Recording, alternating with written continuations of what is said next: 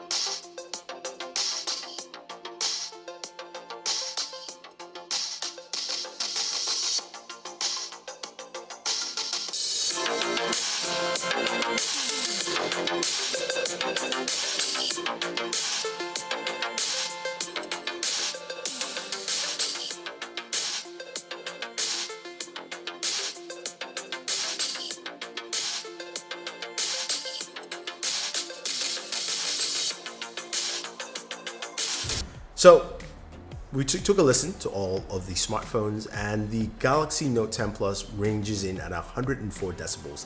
Sounds really good too. Dolby Atmos built in there. I would say it ranks in about third after, of course, the Galaxy S10 Plus, 106. The Huawei P30 Pro at 104.7 decibels, and the LG G8 when it's placed on a surface for boom sound at 104.3. But without that, I would say it's third in line with in terms of decibel ranking. In terms of sound, I think it sounds really good. The Galaxy Note 10 Plus has really good audio, crisp and clear. You get to hear it and enjoy it. It's got Dolby Atmos for gaming as well. So as a gamer, you're getting some very rich, robust sound as well. But You guys might not agree with me, so let me know what you think about it. I think it sounds just as good as the Galaxy S10 Plus, just not as loud as the S10 Plus, where they're about 2 decibels off. So if you have any questions or any comments, let me know. So always enjoy your entertainment.